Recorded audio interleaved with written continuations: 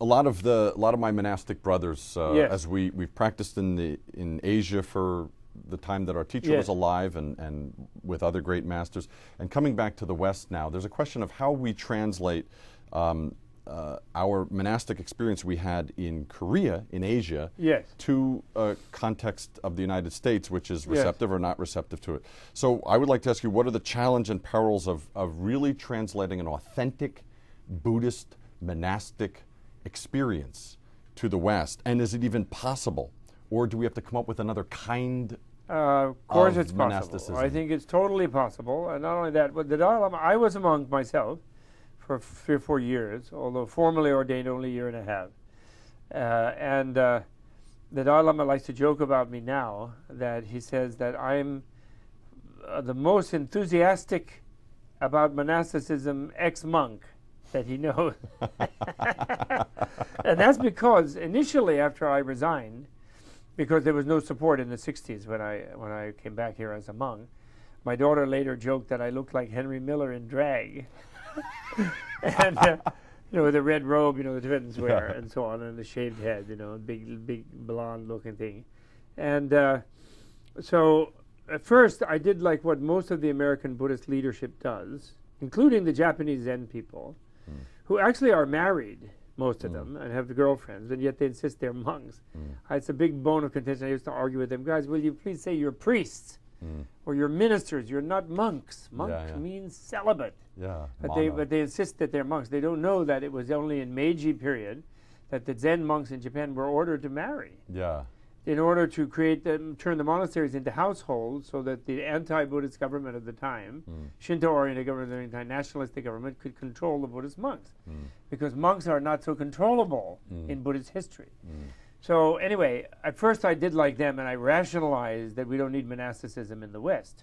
So there's some problem of translation, But after very quickly, by the early 70s, only 4 or 5 years after studying more about history of Buddhism, and not also history of the world, and really, as an American citizen, diagnosing our problem, which is the world's problem, of excessive militarism. It is only monasticism that has ever worked against militarism in the world. As you know, that's the thesis of my Inner Revolution book. Yes. The only antidote, social antidote, institutional antidote to militarism in any country, East or West, has always been monasticism. And it has never completely worked. And Protestantism in particular shadowed monasticism, and that's why the West became so militaristic.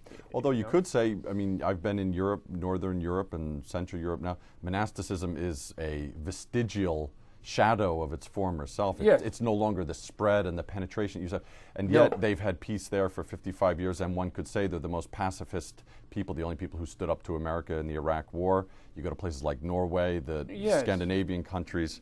Yeah, well, temporarily, because Charles XII burned out the Swedes and all this kind of thing, but with his massive warmongering, and the Swedes were very much fighting in the War of Reformation, and they were backing the Germans who didn't want to be Catholics anymore. But you can always point to exceptions, and people also point to some monks who joined the Crusades and things like that, and the Pope who egged them on to the Crusade in the old days. And there will be those exceptions. People point in Japan to like militant monks. But basically the tenor of monasticism is to mute militarism. And it takes that young manpower.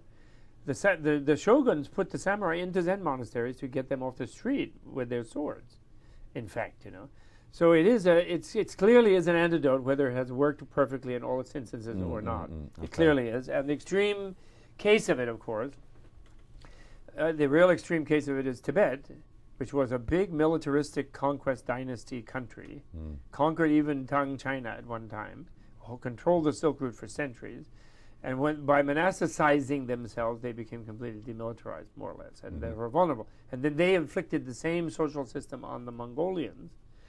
And modern Indians, Hindus, they consider the weakness of India, and therefore making it prey to Islamic invasion first and European invasion second, they blame Buddhism and excessive asceticism. And before Buddhism was driven out of India, there were no Hindu monks. They had no such thing as monks. They had celibate students, and then you became a householder and married. And they did not believe in monasticism originally in Hinduism. But then after Buddhism was gone, they were so used to having this sort of social safety valve they now have, Hindu celibate swamis.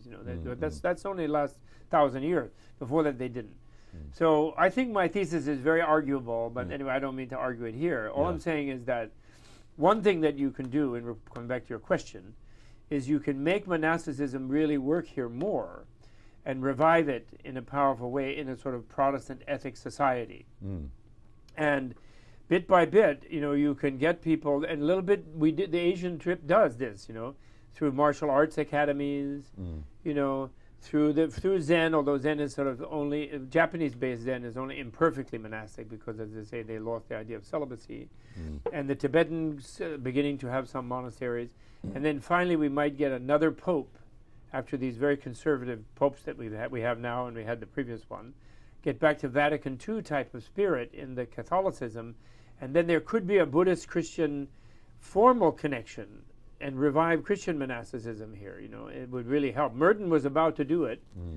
And the Dalai Lama's gone to Gethsemane. He's been sending Tibetan monks around here and there, but this has been against the will of the Vatican, which doesn't want, which is afraid of it's a potential partnership with Buddhism, which could be huge, actually. The Ratzinger Vatican. Yeah, the Ratzinger, and John Paul before him. Yeah. They went back, they've all been going back against Vatican II, which was really into seeing other religions as also delivering Christ's message without Christ and stopping this nonsense about it only is Jesus and all this kind of thing. Yeah. And because they have, they have like 20,000-acre monasteries with 14 monks watching television. Yeah. And the occasional Merton, Yeah. basically. And that's really sad in a way that they're crushed themselves by the Protestant ethos in America, So another generation of Buddhist leaders, like from Burma and others, will not just be rationalizing their own inability to remain monks, and they will be realizing that monastic celibacy and monastic lifelong, what I call commando training toward enlightenment, which you have had such great experience of, this is really important. And that's one thing, is not to compromise, and not to come up with some baloney, like tricycle-style baloney, that we American Buddhists, we're all lay people and that's that, and that's not true. And we American Buddhists are therefore powerless and useless, and the country of America is a military monster, with 170 bases all over the planet and harassing everybody. And so Buddhism should really get involved with that, and that's the first thing is monastic. Of course, the second thing then is naturally going to be people like yourself, who have really trained, or as I prefer, educated yourself in these traditions. I don't really like to use training. It's for soldiers. You've educated yourself in the Buddhist educations, the three educations, meditation, morality, and wisdom. And you really know the stuff, and yet you have a feeling of having been a citizen of America at some point, and you then make it alive for the American people. And that there'll be more and more people like that, And I think another very important place, there's two other really important places in America, and that is we need more good Buddhist studies centers in the universities and colleges. We have a few, but they're very weak, and they're not strong. We need more strong ones. We maybe need a few Buddhist seminaries that are non-denominational or trans-denominational, but, like along with the Harvard Divinity, I think there should be a Buddhist